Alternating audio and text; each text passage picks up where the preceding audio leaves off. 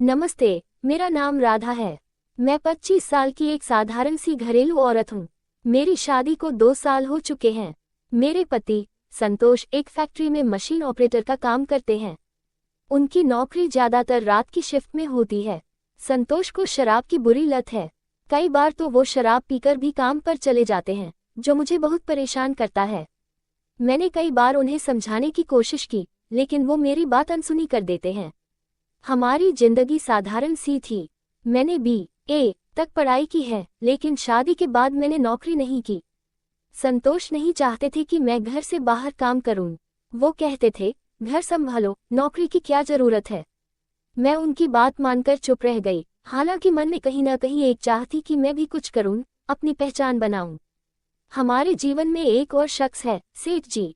वो संतोष के जान पहचान वाले हैं और एक बड़े बिजनेसमैन हैं। सेठ जी अक्सर हमारे घर आते हैं।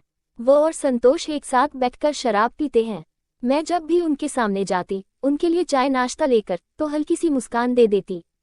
मेरी ये छोटी सी मुस्कान देखकर सेठ जी बहुत खुश हो जाते। वो हमेशा कहते, राधा, तुम बहुत अच्छी हो। अगर तुम कहो तो मैं तुम्हें कहीं अच्छी नौकरी लगवा दूं। लेकिन संतोष को ये बात पसंद नहीं थी, और मैंने भी इस बारे में ज्यादा नहीं सोचा। मेरा रंग बहुत गोरा है, और लोग कहते हैं कि मेरा चेहरा मासूम और सुंदर है। शायद इसीलिए सेठ जी मेरे साथ थोड़ा ज्यादा ध्यान से बात करते थे।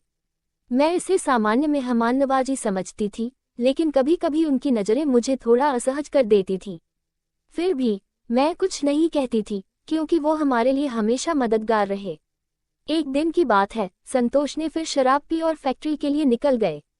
लेकिन रास्ते में उनका किसी से झगड़ा हो गया।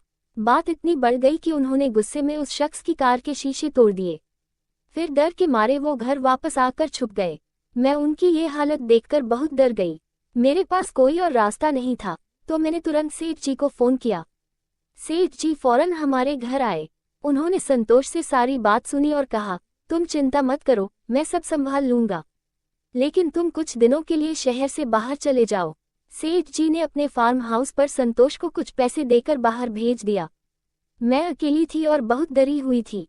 कुछ ही घंटों बाद जिन लोगों से संतोष का झगड़ा हुआ था, वो हमारे घर आए। वो संतोष को मारने की धमकी दे रहे थे। मैं डर के मारे कांप रही थी। सेठ जी फिर आए और उन्होंने उन लोगों से बात की। बहुत समझाने के बाद उन्होंने उन लोगों को 20,000 रुपये देकर उनकी कार के नुकसान की भरपाई की और उन्हें वापस भेज दिया। जब वो लोग चले गए तो मेरी जान में जान आई। मैं रो रही थी और मेरे आंसुओं का कोई ठिकाना नहीं था। सेठ जी मेरे पास आए और बोले, राधा, तुम क्यों डर रही हो? ये सब तो होता रहता है। लेकिन मेरे आंसू रुकने का नाम नहीं ले रहे थे। फिर सेठ जी ने अपनी जेब से कुछ रुपये निकाले और मेरे हाथ में रखते हुए कहा, ये रखो, घर खर्च के लिए। और अगर कुछ और चाहिए तो मुझसे बेझिझक मांग लेना। मैंने रोते हुए कहा, सेठ जी, आपने हमारी इतनी मदद की है, मैं आपका यह एहसान कैसे उतारूंगी? सेठ जी मुस्कुराए और बोले, एहसान की क्या बात है, राधा। तुम्हारी मदद करना मेरा काम था। अगर मैं नहीं करता तो कौन करता? मैंने फिर कहा, सेठ जी, आपने हमारे लिए बहुत कुछ किया है, लेकिन मेरे पास आपको देने के लिए कुछ नहीं है। सेठ जी बस मुस्कुराए और चले गए। उस दिन के बाद मेरे मन में कई सवाल उठने लगे। मेरे मन में सेठ जी के प्रति एक अजीब सा द्वंद्व शुरू हो गया।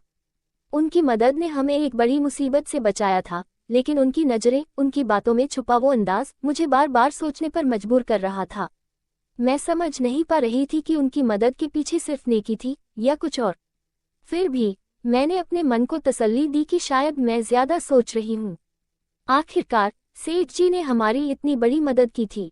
कुछ दिन बाद संतोष फार्म हाउस से लौटे। वो पहले से थोड़े शांत लग रहे थे, शायद इसलिए कि इस बार उनकी गलती ने हमें कितना बड़ा नुकसान पहुंचा सकता था। मैंने उनसे कहा, संतोष, अब तो सुधर जाओ। शराब ने हमें इस बार कितनी मुसीबत में डाला। अगर सेठ जी न होते तो न जाने क्या होता। संतोष ने मेरी बात सुनी, लेकिन जवाब में सिर्फ